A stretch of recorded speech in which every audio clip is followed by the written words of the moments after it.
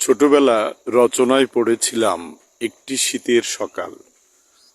আমি আজকে গ্রামে এসে আমার গ্রামের বাড়িতে আমার গ্রামে যে সকাল দেখছি সে সকাল সেই ছোটবেলার শীতের সকালের চাইতেও অনেক অপূর্ব মনে হচ্ছে।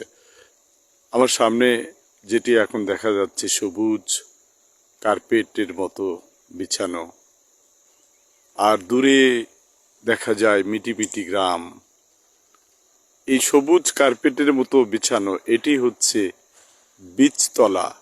আগামী বোরো মৌসুমে এখান থেকেই বীজ সংগ্রহ করে খেতে ধান লাগানো হবে, সেই বীজতলা। এরপরে দেখতে পাচ্ছি এটি একটি পটলের গাছের তলা।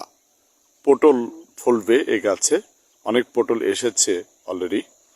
তারপরে দেখা যাচ্ছে এটি সবুজ, আমার সামনে আরেকটি সবুজ গাছের সমারোহ, অনেক গাছ সবুজ দেখা যাচ্ছে। এটি হচ্ছে আলুর ক্ষেত, আলু লাগানো হয়েছে। সেই যে আলু ছাড়া আমাদের একটা দিনও চলে না, প্রতিটি খাদ্যের সাথেই আলু তরকারি চলে। সে আলুর ক্ষেত, বীজতলা। আবার দেখতে পাচ্ছি সেই চির মনোরম সরিষা ক্ষেত। সরিষা ক্ষেত, দূরের সবুজ গ্রাম, ওটি একটি খাল বয়ে গেছে, নদীর সাথে মিশে গেছে ওই গাছগুলোর পাশ দিয়ে। আর এখানে এটি হচ্ছে সরিষা ক্ষেত অনেকগুলো, কি অপূর্ব। আর এটি আমার খামার। এখন এখানে কালার বার্ড ৬,০০০ স্কোয়ার ফিটের এই শেড খামারটি, ৬,০০০ স্কোয়ার ফিটে ৬,০০০ কালার বার্ড এসছে।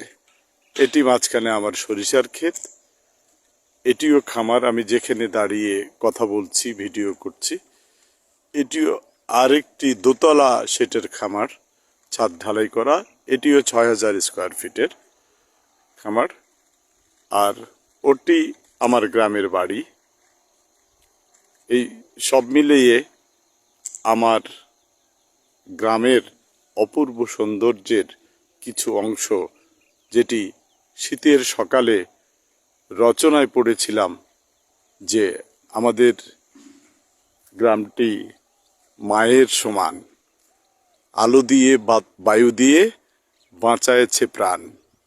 সেই কবিতার মতো আমাদের ছোট্ট শ্যামল সবুজ গ্রাম শীতের সকালের চারপাশের কুয়াশা মোড়া চাদরে আমিও অবশ্য চাদর মুড়ি দিয়ে রয়েছি। সবাইকে ধন্যবাদ, ভালো থাকুন সবাই।